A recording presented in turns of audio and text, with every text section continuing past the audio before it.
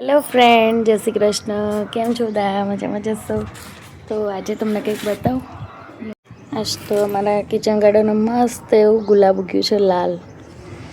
સાથે જ તમને ખેતરમાંથી છે ને કંકોડાનો વેલો અમારી તરફ આવ્યો છે. જો દેખાય છે, નાનું નાનું કંકોડ ઉગ્યું છે.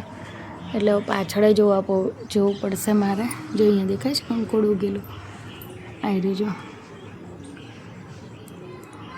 તો સૌથી પહેલો છે ને મારા ફેસબુક ઉપર વિડીયો જ કંકોડાનો હતો, અને અહીંયા જાતે જ કંકોડો મારી તરફ આવી રહ્યા છે. જો મારા વેલા બાજુ તો અહીંયા દિવાલ છે ને, દિવાલથી અરંડીને પછી અહીંયા આવ્યું છે. તો ચલો હવે આપણે પાછળ ખેતરમાં જઈને જોઈએ કે કંકોડા કેટલા થયા છે. જો મારું ઘર છે અને બાજુમાં ઘર છે ને, ત્યાં થઈને ખેતરમાં જવાનું. તો જય ગોગા મહારાજ. અહીંથી ચડવાનું છે ભાઈ. હોટું લાવી છું હું તો. ઓ બાપરે, ચડવું કાઠું જ મારા માટે. એમ કરીને ચડી તો ગઈ છું, પણ હવે અહીંયા જો મારો વેલો દેખાય છે ને, અને કેટલો બધો આરો ઉગ્યો છે. હવે કંકોડાનો વેલો ત્યાં છે, ત્યાં જવાનું છે મારે.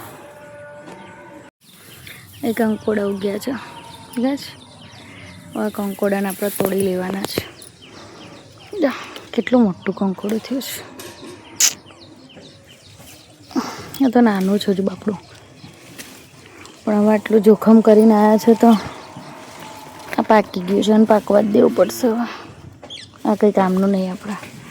હજુ તો છે પણ શોધવા પડશે. તો ચલો તોડીને પછી તમને બતાવું.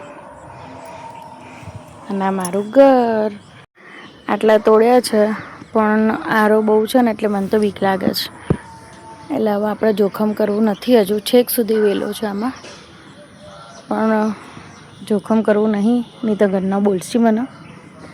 તો હવે આપણે તો પાછા જવાના છીએ. હવે જો હજુ તો ઘણા બેઠા છે અંદર, તો શોધવા પડે એમ છે. અને આટલી મહેનત કોણ કરે ભાઈ અહીંયા. તો ચલો જઈએ હવે ઘેર.